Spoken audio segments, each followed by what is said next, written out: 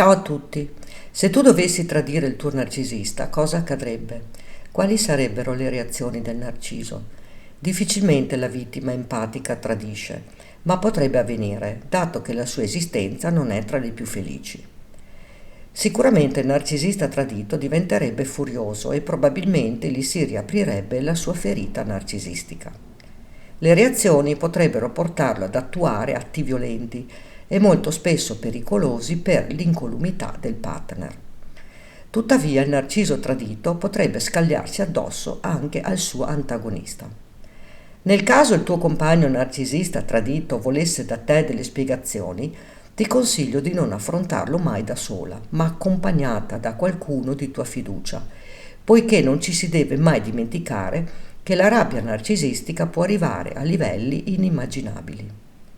C'è da dire però che alcuni individui con personalità narcisistica potrebbero reagire in maniera ben diversa da quella sopracitata, come ad esempio decidere di girare le spalle e andarsene, cogliendo l'occasione di trovare nuove vittime.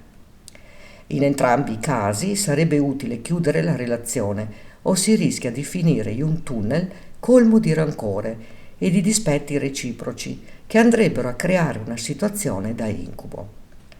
Ma vediamo il tutto da un'altra prospettiva. Tu lo hai tradito, ma lui non ne ha la certezza. Che succede? Come si comporta il tuo narciso? Il dubbio riguardo un eventuale tradimento di un partner potrebbe provocare nei narcisisti una sindrome persecutoria o una psicosi paranoide. Tu, vittima, potresti essere messa sotto controllo dal tuo compagno narciso per lungo tempo, mediante vari sistemi come pedinamenti, attraverso i cellulari o addirittura tramite un detective. Devi renderti conto che per un narcisista un rivale in amore comporta una tensione morale alla massima potenza, che potrebbe causare un grave logoramento determinante per la tua incolumità.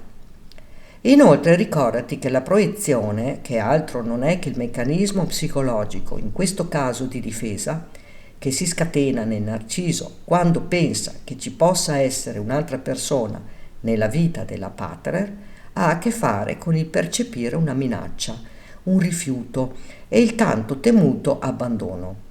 E se vi sono due cose che il narcisista teme, sono proprio il rifiuto e l'abbandono, due emozioni che non vuole nel modo più assoluto rivivere. Ti riporto il trascorso di una signora che dopo aver tradito il suo compagno Narciso ha subito le cose più atroci che si possano immaginare.